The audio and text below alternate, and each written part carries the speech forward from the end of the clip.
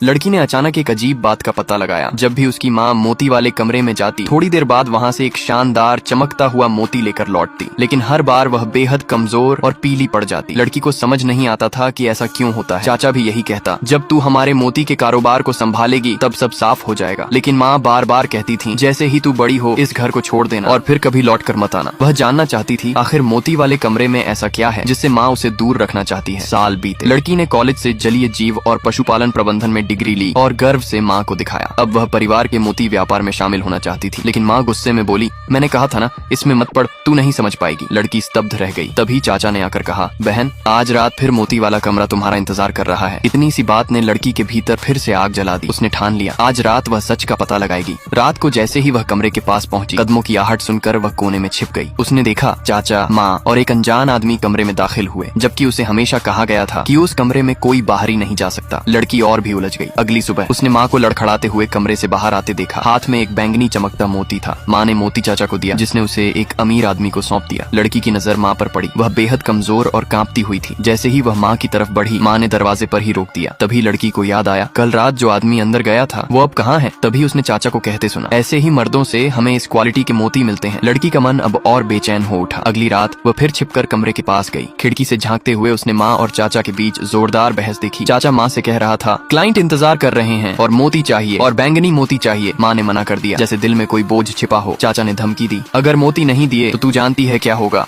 माँ घुटनों पर गिर पड़ी और मजबूरी में हामी भर दी। तभी चाचा की नजर लड़की पर पड़ी। लड़की बाहर निकल आई माँ की रक्षा के लिए, लेकिन माँ ने उसे झिड़कते हुए कहा, कुछ नहीं हुआ, मैं बस बीमार हूँ, इस कमरे से दूर रहो। हमेशा माँ की बातों के बावजूद अब लड़की पीछे हटने वाली नहीं थी। उसके बाद लड़की ने देखा, हर रात चाचा कोई नया आदमी कमरे में ले जाता। हर बार माँ एक चमकदार मोती लेकर लौटती और हर बार वह और भी कमजोर हो जाती, लेकिन कोई भी आदमी दोबारा बाहर नहीं आता था। माँ की हालत लगातार बिगड़ती गई। चाचा को परवाह नहीं थी, उसे बस अगला मोती चाहिए था। फिर एक दिन माँ बेहोश होकर गिर गई। लड़की गुस्से में चाचा से भिड़ गई, आप माँ के साथ ऐसा कैसे कर सकते हैं। चाचा ने ठंडे स्वर में कहा, अगर हम मोती नहीं देंगे तो भारी जुर्माना लगेगा और तुम्हारी माँ अब काम की नहीं रही। माँ को बिस्तर पर तड़पते देख लड़की का दिल टूट गया। उसने फैसला कर लिया, अब मैं मोती पैदा करूंगी, माँ की जगह मैं लूंगी। चाचा के चेहरे पर चमक आ गई, बहुत अच्छा, आज रात मैं तेरा इंतजार करूंगा। लड़की को भी लग रहा था अब वह माँ का दर्द बांटेगी और उस 20 साल पुराने रहस्य को उजागर करेगी। लेकिन जैसे ही वह मोती वाले कमरे के दरवाजे तक पहुंची, पीछे से माँ की कांपती आवाज आई, रुक जा, नहीं, तू नहीं जानती अंदर क्या है।